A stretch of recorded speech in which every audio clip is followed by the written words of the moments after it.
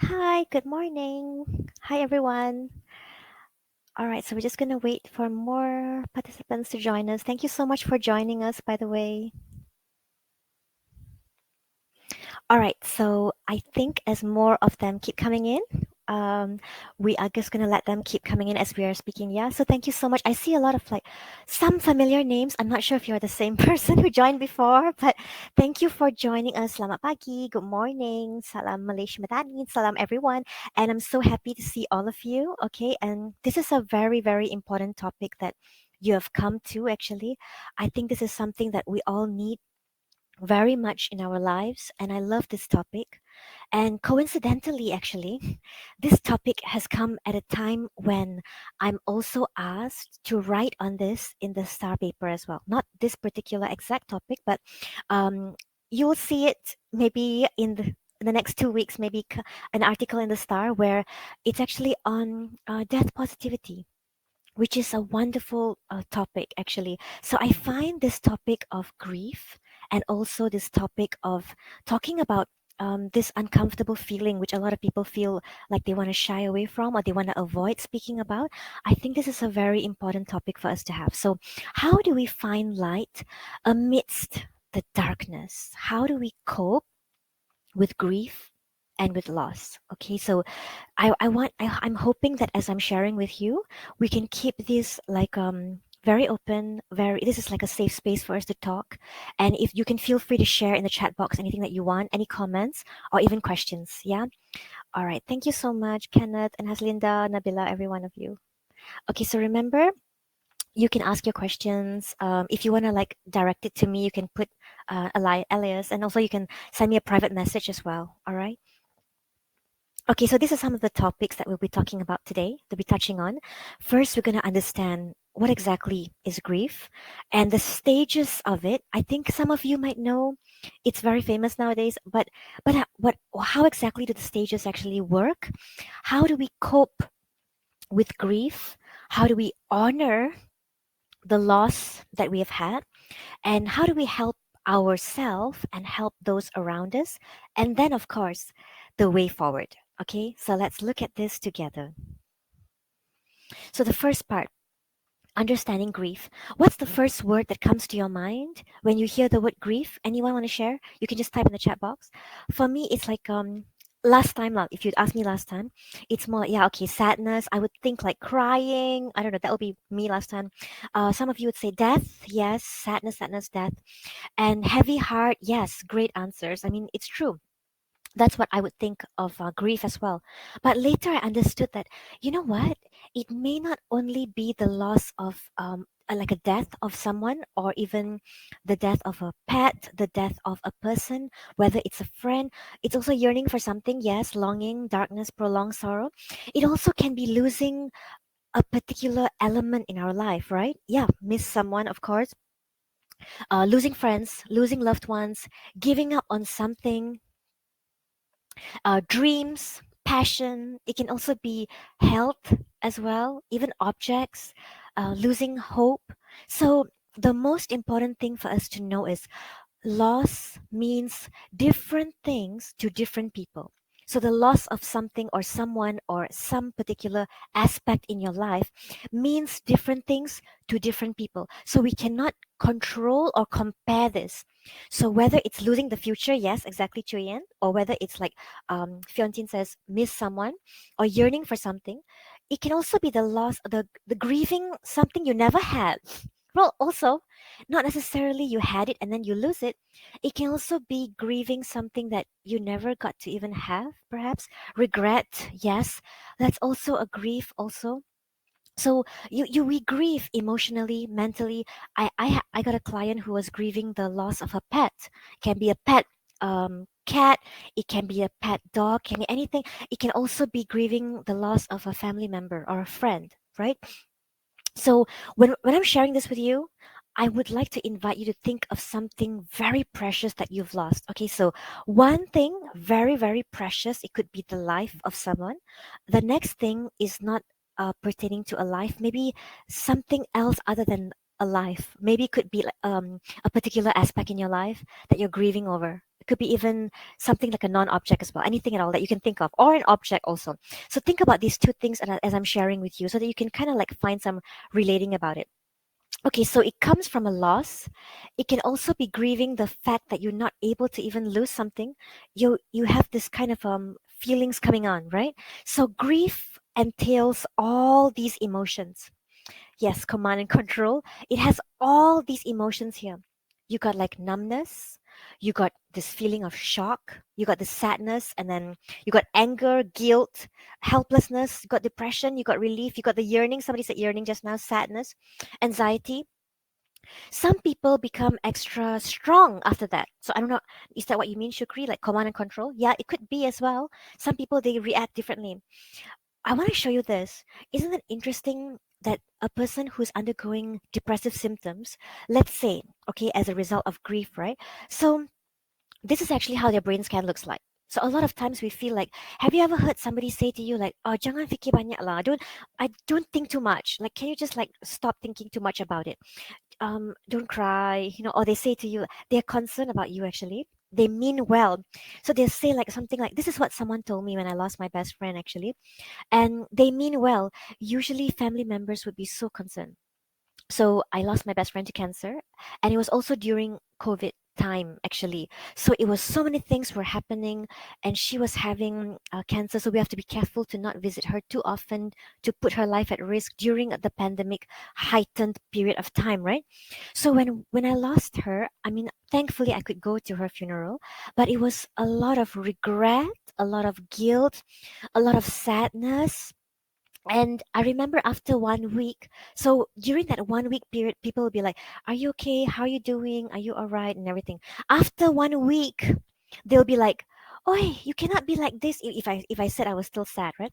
You cannot be like this. You have to move on. Yeah, exactly like what Fazila cakap. Think positive and move on. Macam mana ni? You cannot be like this. This is dangerous for your health. So actually, they mean well. They ada niat yang baik. Sebenarnya they have a good intention. But what they don't realize is it's not something that you can just move on in that way in 1 week. It's not as easy as that. You can't just say that to somebody like stop crying. Cannot be macam no. Actually, when people say that, they are scared and we are making them feel uncomfortable maybe, and that freaks them out. So they try to say something to pacify us. So by saying to us that janganlah nangis macam ni. Don't think too much. Just you have to be okay. Come on. Macam mana ni? You have to move on. So that's actually dangerous because we're not allowing the person to experience their feelings, and we're asking them to just push it away. And what you don't realize is, or what they don't realize is, when someone is going through that sadness, it's not just emotional. You can see it physiological juga. Think about the time you were grieving. Did you feel like you were walking a bit slower, like it was difficult for you to process things, difficult to make decisions, or like it was everything was like just more difficult to do? It took extra effort to do something. You felt guilty to laugh even maybe. So it's very physiological also. It can affect some part in our brain, and you can feel like you can see in the scanning of someone who has depression. I'm not saying that everyone who's grieving has depression. I'm not saying that, but an emotion is so physiological as much as it is emotional as well. It's not just psychological, like you can't see it. You, in fact, if you really scan, you can see how much a person is affected physiologically, and this is one evidence over here as well. Yes, you're right, Darshini. It's you have to drag your feet. And another symptom of someone who's grieving, right, is they appear numb. They can't cry yet sometimes, and they become super angry. I remember one of my friends said like when she lost her sister, she was like super sad, but at the same time she was like, oh gosh, I have to go for the funeral now. I'm so like got so many things going on in my life now. I have to go for the funeral now. So you can it sounds like, why is she saying that? Oh my gosh, it sounds like you feel concerned that she's thinking of the funeral as a burden, but actually she's verbalizing how everything is becoming heavy for her. So it's a way of experiencing grief. They haven't processed that emotion yet properly as well, probably. And then yeah, they feel like it's like it's a drag, and anger is one of the things that you will see in a person as well. They become more angry and irritable. So remember, if you see anyone at the office or at home behaving in a way that's very upset, angry, you know, it could be also beneath the surface of the water is like all these other things. It could be grief, it could be frustration, it could be sadness. These are the things that we don't see, which are beneath the surface of the water. Even grieving like a flood, grieving the loss of a home, even grieving, even if you lose something, like if God forbid, okay, if you cannot find something like your bag. I lost my bag before once. I remember it was a library. We have to put our bags at the showcase, a shelf, and I put it there, and when I came out, the whole thing was gone. And it's a kind of loss as well. It's a shock. You feel like you've been robbed. So it's like different kinds of grief that you can see happening. I got a client that was grieving the loss of her pet, and it was very deep for her because she considered the pet as like a soul friend kind of a thing. So let's look at this right now. The stages of grief. Okay, everyone. So according to Kubler-Ross, right? This is actually this psychologist. So she found that everyone goes through these five main stages, and now they are saying that there's actually another stage at the end. So I'm going to show you first. So there are these five stages. We call it the DABDA, as in DAB, DA. Okay, so DABDA. So it's like denial, anger, bargaining, then you have the depression and the acceptance. So it goes like this. The denial is like you're in shock. You can't believe it's really happened. Have you ever felt that before? Like it doesn't make sense at first. Some grief and some loss, you can cry openly with shock, your heart beats faster. But have you ever been through a grief when you're in shock that you cannot cry yet? It's like numb. Your body goes into a crisis response state that you tak sempat nak shock pun. You tak sempat nak cry also. You're just like, okay, I'm shocked right now. What do I do? Right, Malati? Like sometimes you feel that way. Have you ever felt that way before? Like you're in a denial, and there was once I attended my friend's funeral, and her mom looked so strong at the funeral. And her mom was like, come, have you seen her face yet? Come and have a look. And we were all worried about her mom, but we thought like, okay, she must be so strong. And then we told her, Makcik, you are so strong. And then she said, doakan Makcik ya. Like she was like actually worried if she's gonna continue being that strong, same strength, for the whole day. It could be divine strength that she was having, or it could be sometimes some people having denial also. It hasn't sunk in yet. Do you know when it really sinks in? After everyone has left, after everything is over, like after 1 week usually. I recently just lost my cousin brother, and it was to a motor vehicle accident. He's like 1 year older than me, so he's like 42 actually, and he was just about to turn 42 in August, so he didn't get to turn 42. He was like passed away at 41. It was a motorbike accident. He's trying to avoid the lorry or cow. He had to choose one. He avoided the lorry, bumped into the cow, and then flung out, hit the drain, and then it was very like head injury actually. So it was such a shock to us. One of the most shocking parts was like that knowing that such in a very quick moment it can happen. So everyone was in shock actually. So yes, you went through that. I'm so sorry, Malati. And Ida says you just sit down, your mind is all blank and you don't know what to feel exactly. Thank you, Ida and Malati, for sharing that. So that's what the parents were going through. My uncle and auntie, they are like in their 80s actually. We were very worried about them, and they would be like they would. Right, Fiontine, I'm so sorry to hear that. And it's so sad when you see it's your own cousin. It's like your age group as well. I mean, no matter what age, it's sad. But like, it's kind of scary when you see it's your own peer kind of a age group as well. And then my uncle and auntie, they're like 80 something years old, and I could see the numbness in my uncle's eyes when he was watching my cousin get buried, and he was shaking actually, but without, his face was like calm, but he was shaking. So you can see like some people, they might have actually gone into an slowly going into bargaining. So first was the denial, then sometimes you can go into anger. anger. So you feel like, why must it be him? Why must it be this? Was he speeding? Was he that? What was happening? All of us were like asking all kinds of questions. Why is the lorry there? Why is this? Why is that? Why must he go at that time? Was he wearing helmet? You get all these kind of questions coming into your mind, that you feel anger, trying to find the meaning behind it, trying to find how it happened, trying to make sense of it all. Then after the anger, you go to bargaining. Like, is there any other meaning we can find behind this? Like, what's the reason behind it? It's like, what if he was still alive? What if she was still alive? You try to find a meaning behind it. Like, is there a reason this happened? Why did this happen? That kind of a thing. Maybe his time came, maybe it's not, or maybe it's just not supposed to happen yet, but somehow that some reason it happened. You try to find meaning to make sense of it, because as humans, we're trying to reason that because that becomes a comfort to us.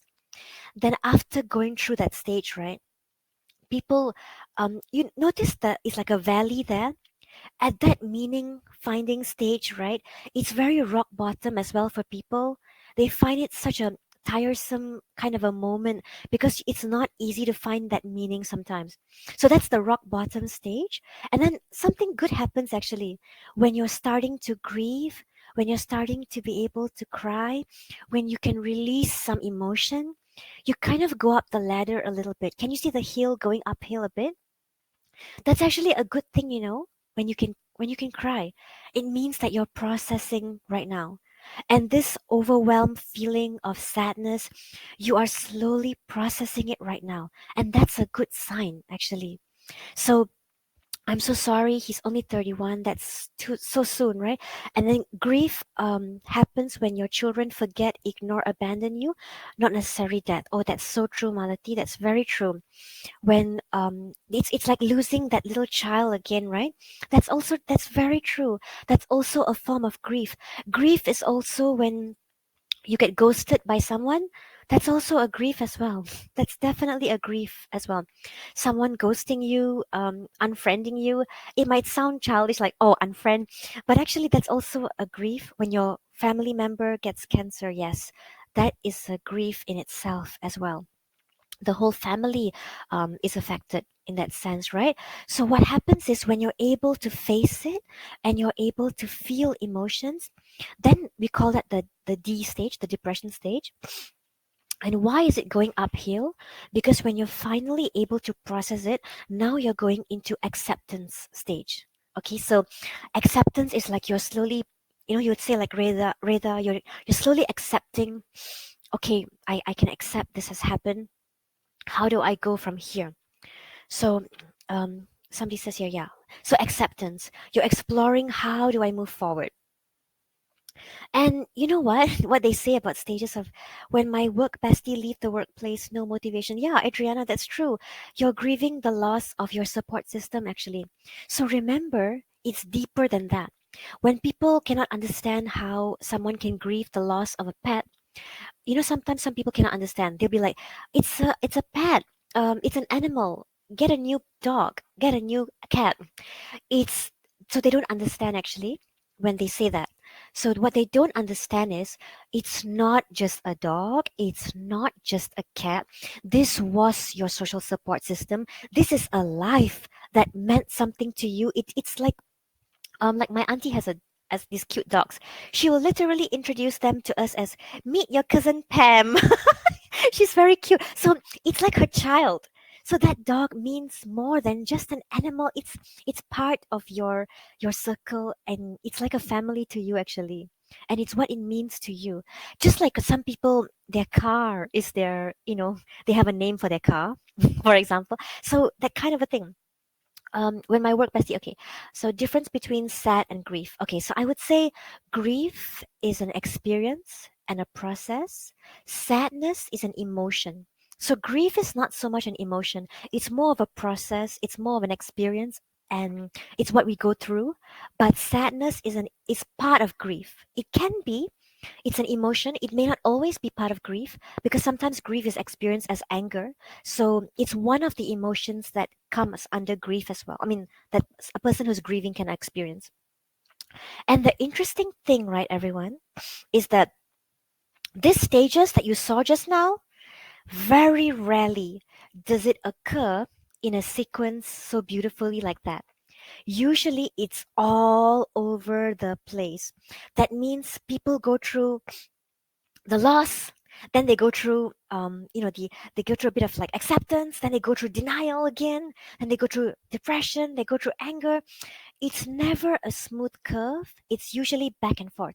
You can go to acceptance and then you can relapse back into bargaining. But why? Why my son? Why this person? Of all people, why my family? Why this? You can go into that. Then you can go back into acceptance. Then you can go back into depression. So it's okay if that's you. It's okay if your graph looks like the picture on the right here, because the stages follow you. It's not you who follow the stages. So it happens. It's okay. You can have a moment to feel that. Even people who are victims of an accident and then they lose their limb or they are burn victims, that's also a grief process. You are grieving the loss of some part in you, the old you. You are grieving that particular experience that you're just been experiencing. So if you look at this very famous person who she has passed away, but if you know her name, Jacqueline Saborido, I remember I was so like motivated by her, you know. I used to watch her when I was in college last time. So what happened was she is actually a burn victim because she was in a car and with her friends and Saborido. Okay, let's see. So she was with her friends in a car accident. I mean, and then they met with an accident. It was a drunk driver in the other opposite direction. Not them, the one who hit them was drunk and driving, and it was that so suddenly the car exploded, the one that she was in. So the paramedics came, they saved everybody, but she was the last to be saved. Most of them in the car passed away, and they saved them out. They pull out their bodies, but they didn't know that they already passed away. So they got to her, but they got to her too late. The car exploded. She was burning for like maybe a minute plus. So what happened was she suffered from fourth degree burns and it was very bad. She was very badly disfigured. But if you listen to the way she speaks, her motivational talks and everything, it's so beautiful. Then they asked her, do you ever have those low moments? And she says, yes, I do. Of course, sometimes, almost every day, sometimes she'll have those moments where she wakes up in the morning and she suddenly realizes it's not a dream, it's real. And she, because sometimes she forgets that it happened. And then she'll wake up and then she'll remember it, and then she'll cry terribly. And she got a very good friend who will help her. And that friend, I like what the friend says, you know. She'll say to her, okay, Jackie, I'm going to give you 5 minutes. 5 minutes to bawl your eyes out as much as you want. But at the end of that 5 minutes, we're going to see what we can do to get up today and move forward and face this day. So it's such a nice technique because you allow yourself that space to cry. It's like in psychology you call it like a worry hour. You call it like a, you can call it my grief hour, you know. It's like a way for you to experience what you're feeling. Okay, thank you, Darshini, for sharing. I'm grieving my mother-in-law who passed away 2 weeks ago. I'm so sorry to hear that. Everyone kept telling to be strong for my husband and kids, but I'm grieving too, and they can't fathom that due to the normal perception of mother-in-law, daughter-in-law relationship, which isn't always cordial. But my mother-in-law is someone who I deeply admire, respect, and love. I have to be strong for everyone else, but it's so difficult. Darshini, honestly, I'm so sorry to hear that, and I really applaud you first of all for being so strong even until now, and for having this close relationship with your mother-in-law. But you know what? I'm here to tell you that it's okay to allow yourself to feel that sadness, you know? You don't have to be strong all the time, honestly. It's okay. Maybe what you can do in your situation is get someone maybe outside that circle to get help from, like talk to somebody outside that circle who, you know, if you feel afraid that if you are actually showing them your vulnerability, that it might actually make them feel worse. But you know what? More often than not, when you are vulnerable with them, with your husband even, I think it'll be comforting for him because he won't feel so alone. Because now he probably feels like I'm alone, I'm going through this. If he sees like there's someone else vulnerable to share that pain, ironically, it might be something that might be lighter for him actually. Because when when I lost my best friend, it's like a group of us that are very close to each other. So when we got together, cleaned her office and everything, we shared that pain. It's somehow, in some ironic way, we were not trying to be strong for each other. We were sharing that pain together.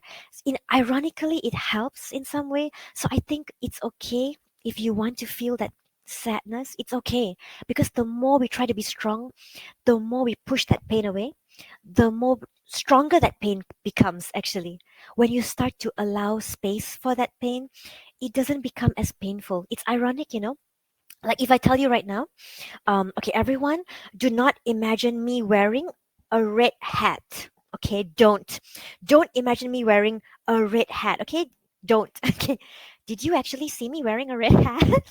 The more I kept saying it, so it's kind of like that kind of a concept. Actually, the more we try to say, don't cry, don't cry, don't think about it, the more stronger it becomes, the pain. So allow yourself that space, I think, to feel it.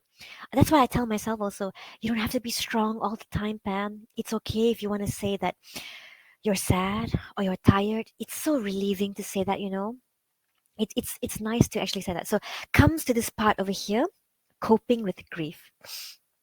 The first thing that I would say we can do, honestly, is not to think positive. It's difficult to think. Come on, it's all those people who say think positive. Sometimes there's a thin line between thinking positive and having toxic positivity. So we have to be careful. I would say one of the first things that you can do is focus on one moment at a time. Truly, sincerely, I'm saying to you, focus on one moment at a time. You know how it works?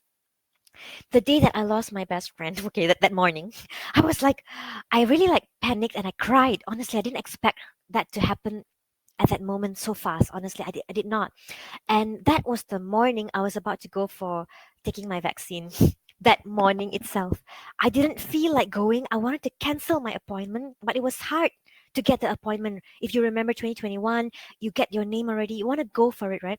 And I felt like I cannot go. I cannot function. I cannot do anything. I was like so upset. And thank God that I got a good friend who was like saying to me, okay, Pam, right now, yes, you lost your friend. We gotta also help you right now to go get your vaccine first. You gotta go for the funeral. So I was just focusing on like, it's it's 9:20 a.m. right now. Let me just focus on 1 hour at a time. If 1 hour is too long, just say 5 minutes at a time, or I think 15 minutes blocks of time. Focusing on blocks of time really helped me at that moment. So it depends. It may not work for you, but try it out and see. It really helps when you focus on like, okay, now I can buat apa. Right now I'm going to focus on this. And then if you feel like now I just want to think about him or her and cry, you can. I actually did that. Okay, so the next day I had to go to work and everything. You can take time off as well if you want. You deserve to have that. So of course, 1 week later, I would need to go back to work. The thoughts would come back, right? And then you start to feel like, oh my gosh, I cannot believe this has happened. You start to feel sad. Then I would say to myself, okay, I need to go. I'm also a lecturer, by the way. So I said, I got to go for class right now. I got to focus on class right now, but I'm going to give myself space to think about her after my class or tonight. I would do that. Actually, I would look at her photo, and if I wanted to cry, I would cry. I would listen to songs that talk about remembering, um, you know, loved ones who have passed.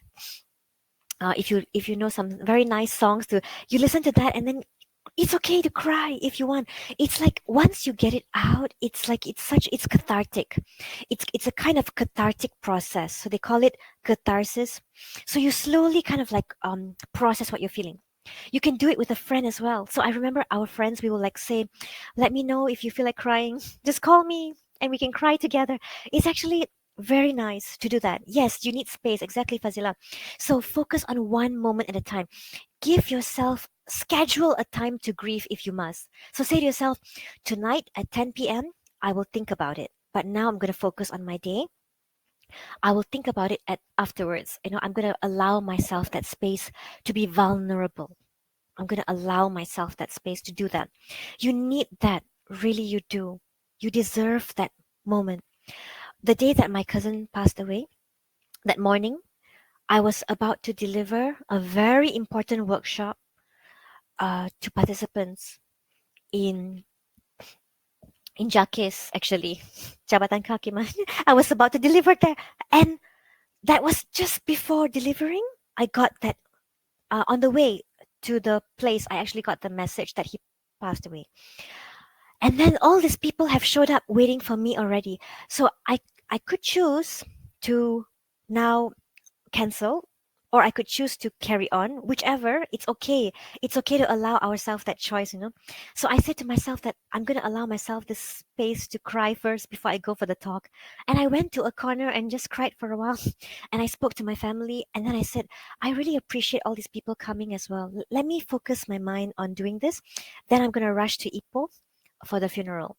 It's so hard to do that, but when you allow yourself that space to cry in between, I think it helps you to process. It helps you very much. So it's very much your mind, right, is stronger than you know, you know.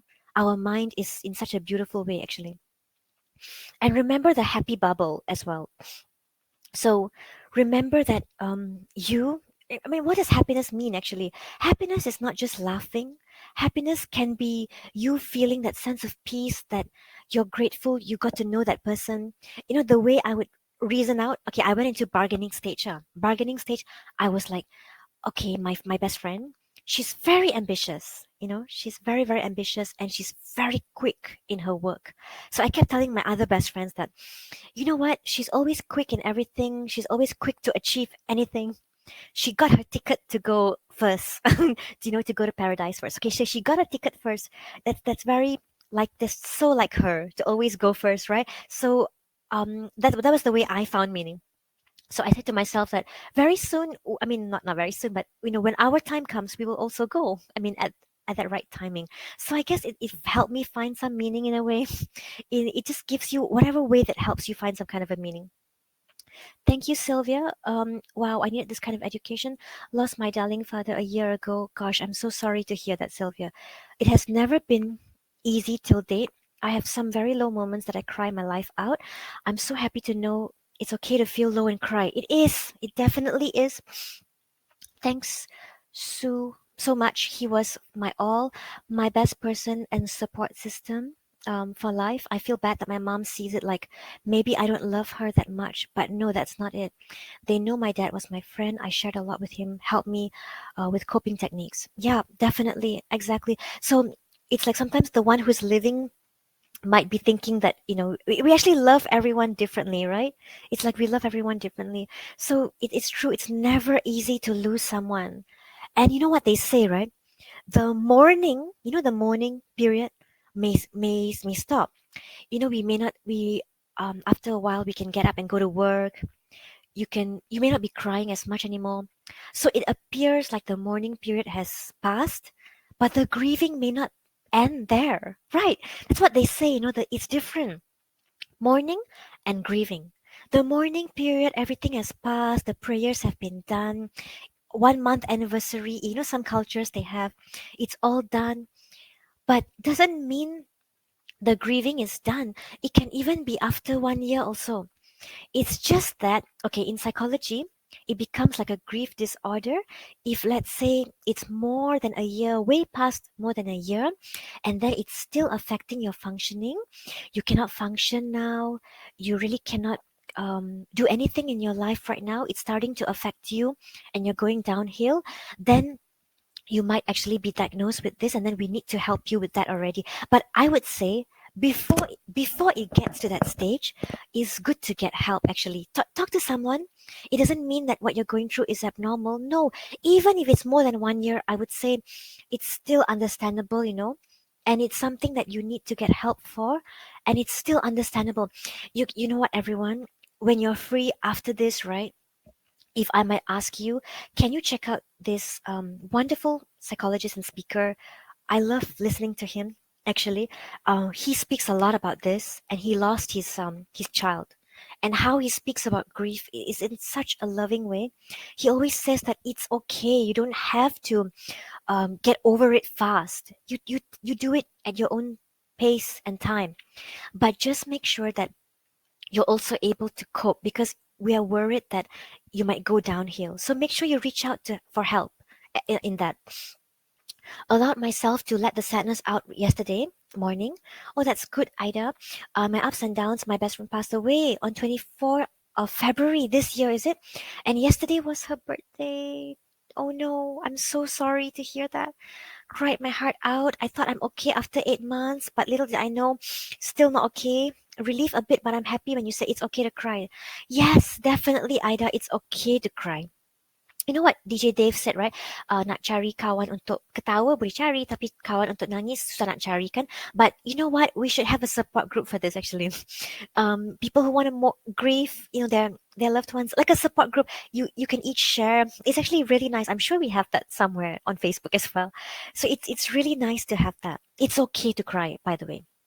So, when it's my best friend's birthday, right, in November, usually we would celebrate in a way like commemorate, put her picture, and then and kind of like just wish, in that way. Like you don't have to stop celebrating that in that way. Okay, so honoring the deceased. I love your question, Chuyen. That's one of the things that I wanted to talk about as well.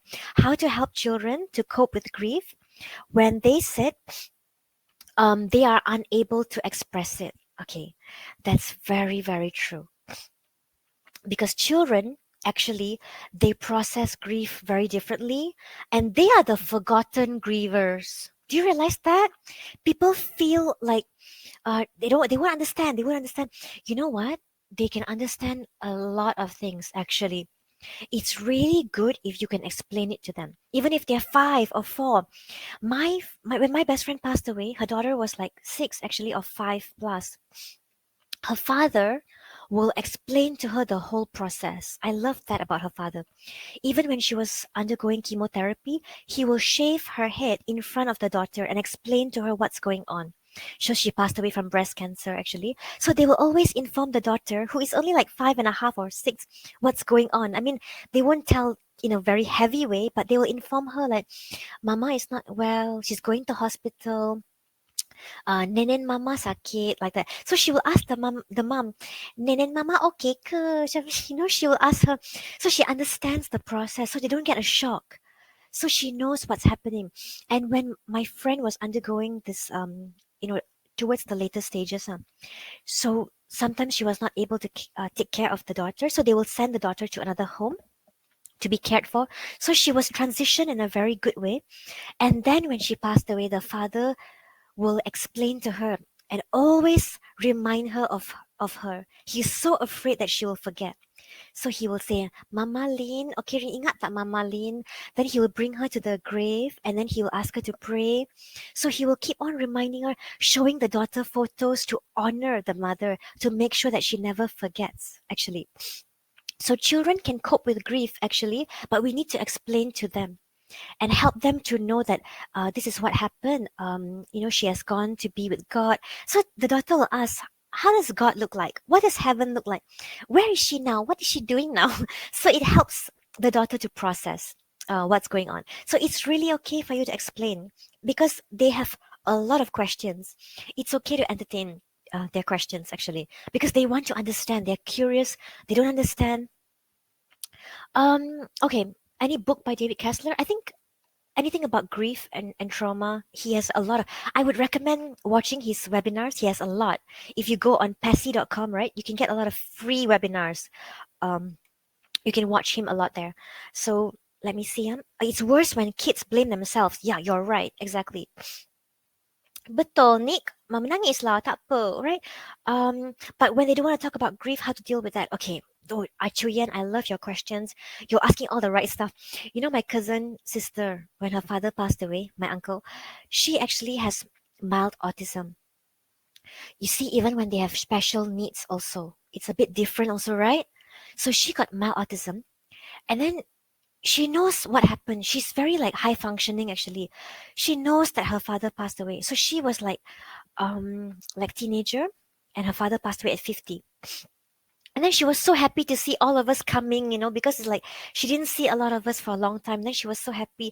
But at the same time, she will be happy, hug us, and then she'll cry because she knows something happened. And then she doesn't want to go near to see the father when he was laying there in the coffin, and she doesn't want to go near. Okay, so she feels afraid, and then everyone was worried. Does she understand? Does she understand?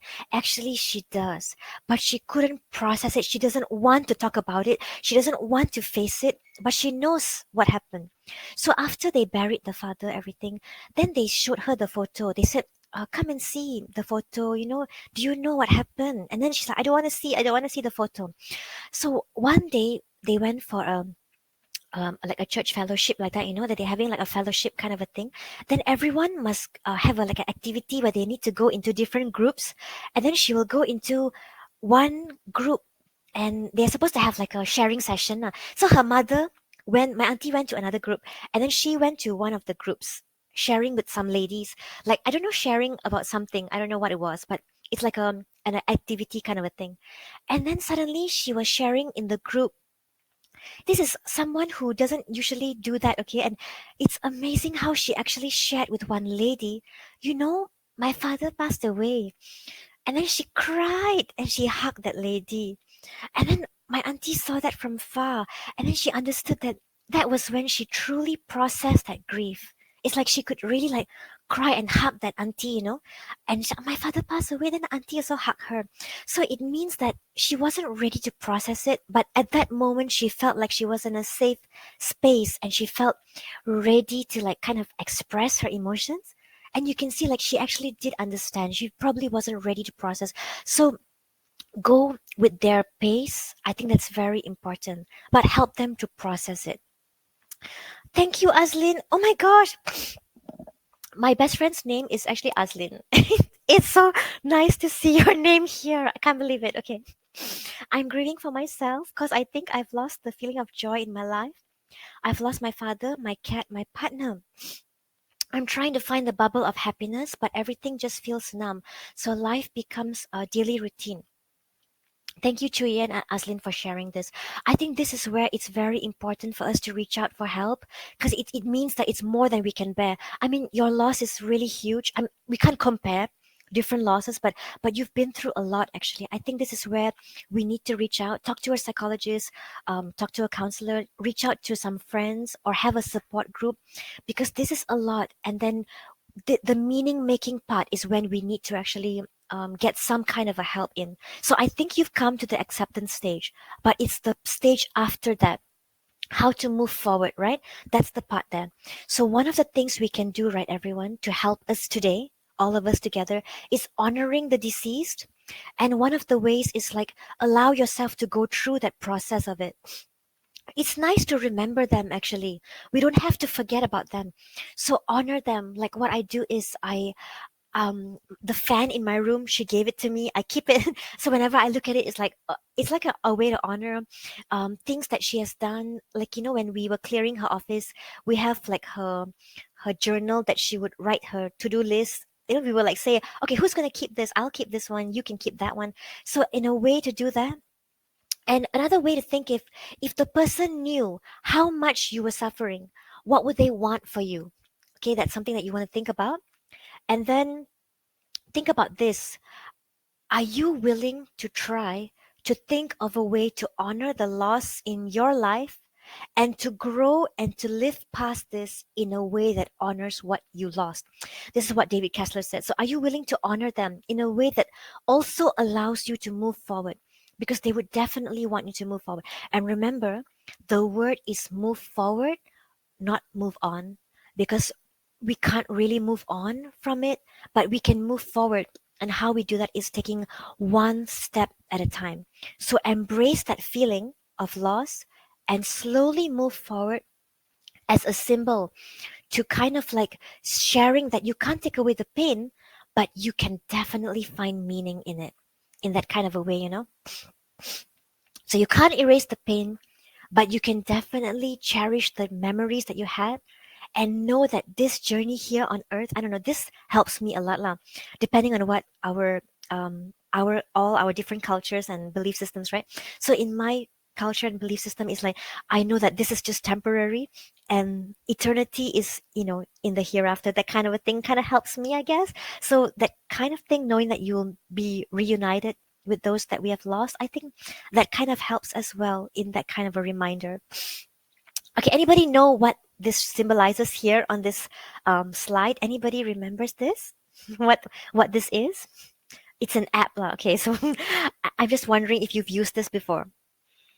Anyone know? Can you guess? You know this one? You don't know this one? Reface. Yes. Thank you, Adelina. So, okay, I want to ask you to use this with caution, by the way. So, it helped my family. We lost our grandmother like many years ago. So, I would say, oh, it's your first time seeing this? Okay, it's called Reface. I'm sure you guys saw on TikTok before. They use another person's face, then they put it on a particular character and they make it move kind of a thing like that. So you can use your old photos and then you make that photo move, like it's like becomes animated in a way. So what we did was we miss our grandmother who passed away many years ago, and we have a beautiful picture of her, a black and white one actually. And then this is only, you have to use this with caution, okay? So it kind of helped my family because when we used the reface and we used her photo, it kind of shows that animation was more of like her moving her eyes and moving her face and looking and smiling. It can do that to the photo, and it was so beautiful to see that movement. Nowadays we have videos of the person lah, but because she was like at a time when she passed away was when there was no camera phone and all that kind of stuff. So anyway, when we saw that, it almost brought that photo to life, and it kind of helped us. It was a beautiful feeling actually of commemorating this beautiful person in our life that made us feel like, oh, that's so beautiful to see. But like I said just now, disclaimer, you gotta use it with caution. It could trigger some people, okay? Disclaimer, okay. But for me, it's so beautiful. For me it works, like when I see that photo come to life, it makes me feel like, oh gosh, how beautiful! Because my friend Aslin doesn't like to take photo and video much, so I don't really have much videos of her. So if I were to do that, it'll be so nice to see that photo come to life. Like you just miss that person, and then you can see that it just kind of is nice. I guess it's a nice way to honor and remember the person. But disclaimer also, make sure that it works for you and not triggering. If it's going to make it worse, then don't do it. Okay. All right. Seeing that, I didn't know this is called reface. Yeah, it's called reface. You know, when they put some person's, the common thing that they do is they put your face and they make you sing a song. It looks as if you're singing like that lah.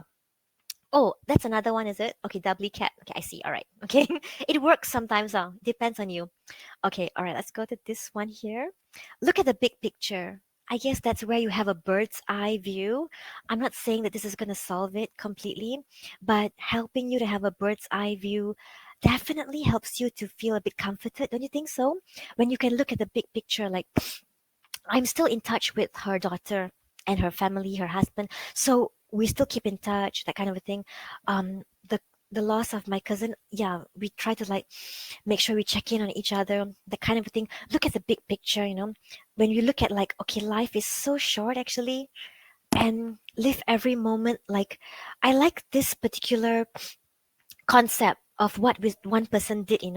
They said that, okay, um let's say my target to achieve whatever I want is 50 years old. By 50, I must already achieve a lot in my life already, for example. Okay, I don't know what is your target age. That means, right, your target age where you must have done this already. So what is your target age?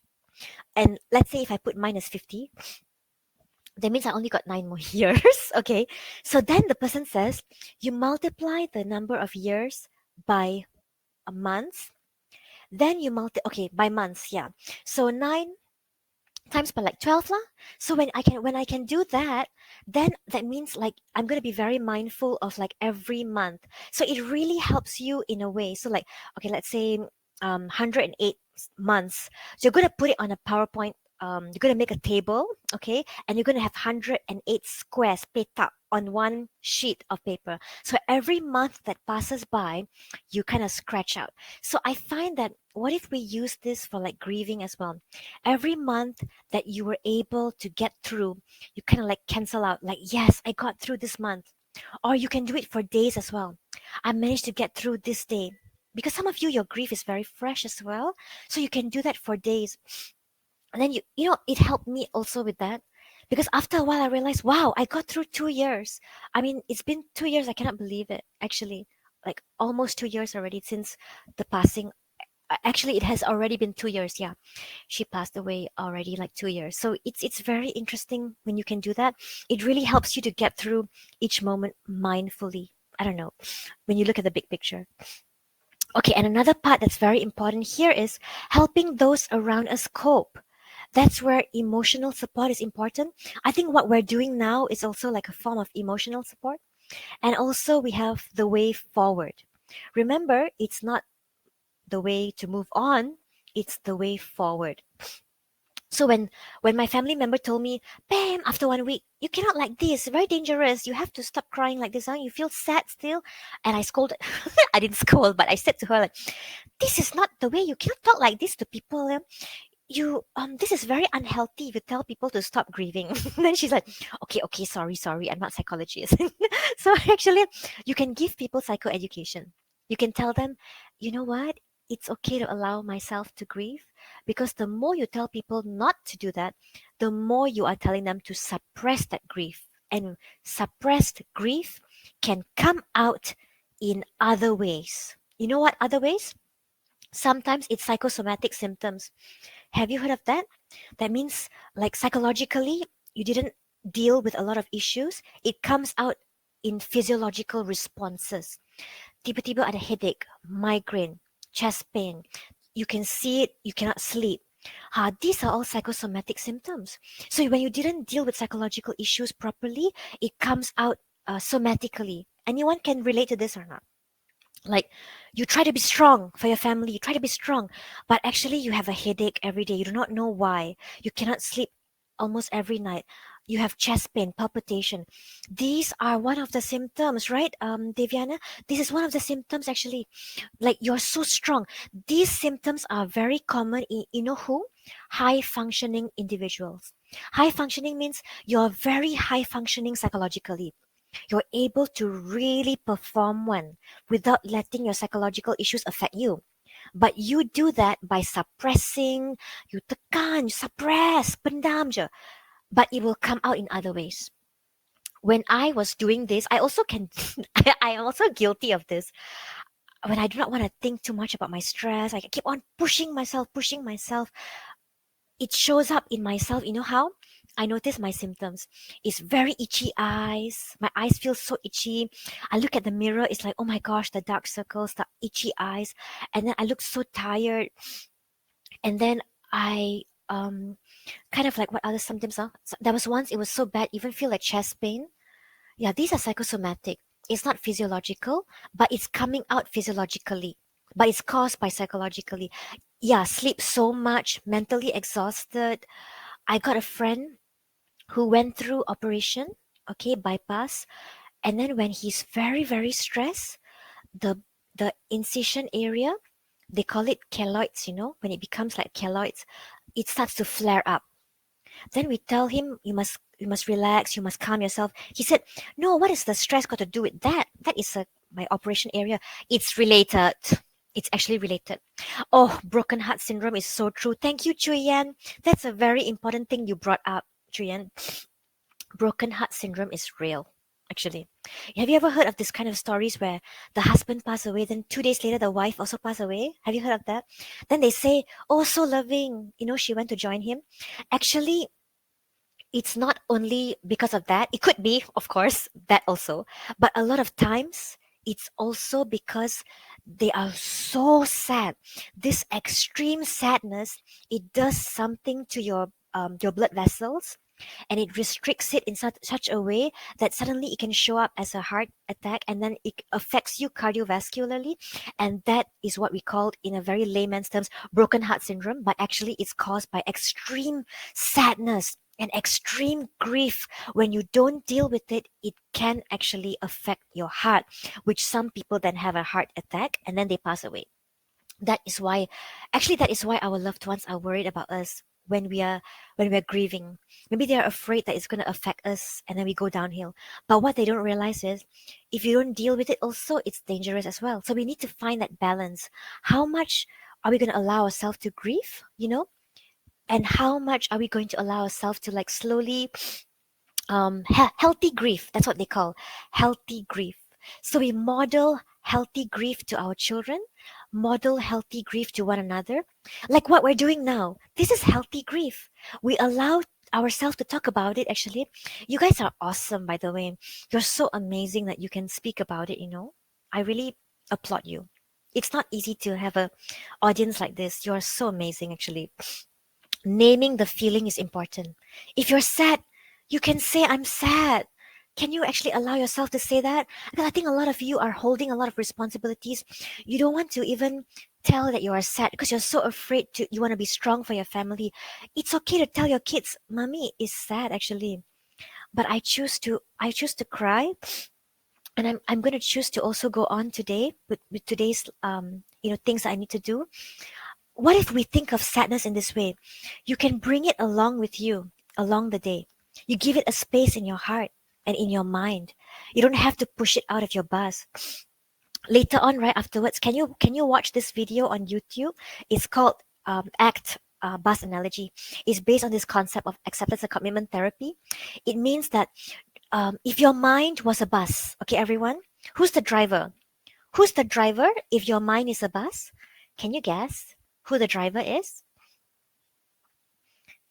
If your mind is a bus, who's the driver? Who's the passenger? And then who's the passenger? Can you guess? Can you? Okay, the driver is you, Yula, the driver. The passenger is your thoughts. Yeah, exactly, Malati and Hamisa. Yourself. The passenger is your thoughts. One of your thoughts is, oi, terrible. I cannot go through it today. I feel so sad. So usually you have another thought also there. Be strong. Come on. You have another thought then. I don't know what to feel. I feel numb. You know what? Giving them a seat in your bus is okay. Just don't let them take over the steering wheel, but give them a place. It's all right. Bring them along in your day. You're not going to kick them out. If you watch the movie Inside Out, I think that's another one very good to let your kids watch also, Inside Out, right? That sadness is an important concept to have. Sadness, because if you're able to cry for the loss that you experience, it means that the loss and the crying and the grief symbolizes how much you love that person, isn't it? So it's a beautiful thing, actually, grief. It shows how much a human being can love another person or another animal or another thing or another event. It's a good thing, actually. Like we can cry that, crying over one lady was crying because like some her wedding got cancelled or postponed. That's also a grief in a way as well. All right, so the myth is, if I cry I'll never stop. No, eventually you will slowly stop when you are ready. No emotion is permanent, okay? It will stop, it will transform. Let's transform the grief that we feel. That's the way forward right now. Have a symbolic identity for it. Can all of you think of a way to think of that? What can I use to symbolize the grief? All right, and remember the wheel of life. The wheel of life, right? Let me use my makeup here. The wheel of life. If you're on top, rejoice, sing praises, be happy because sometimes the wheel can turn.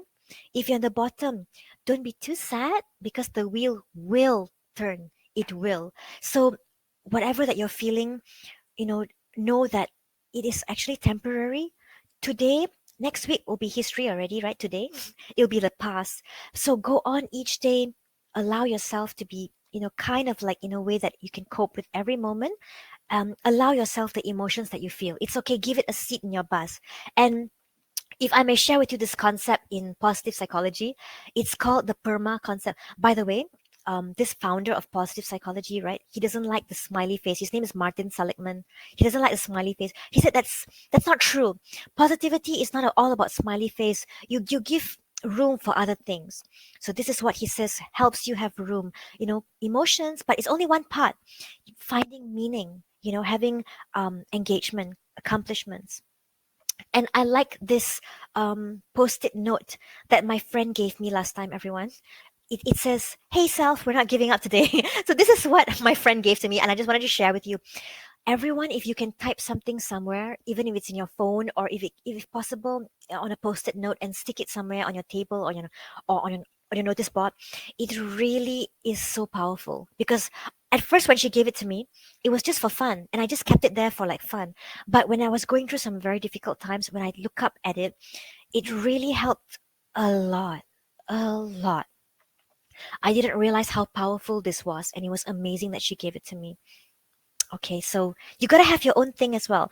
Try to find some positive, it doesn't have to be positive words, some words that you want to remind yourself. Like, hey, Ida, it's okay to cry today. You can say that too. It's all right. So, whatever words that will be healing for you. Can you try that, everyone? Okay. All right. I don't know if there's time for questions, but maybe anybody want to ask something? You can ask anything. Okay, I think I answered those two questions in the chat just now. Anything else that you all want to share with me? Share the handouts externally. I'm okay with that. If you want to share with somebody, I'm totally okay with that. Please check out Naluri app as well. We have a lot of wonderful modules there that will help you get through all these difficult moments. And there's a psychologist there who will coach you.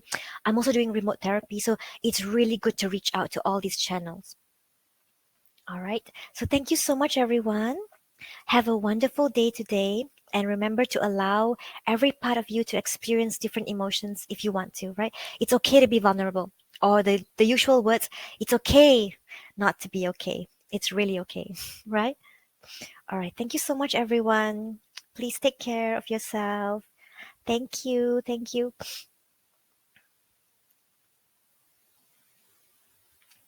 Thank you. Thank you. Sending you love.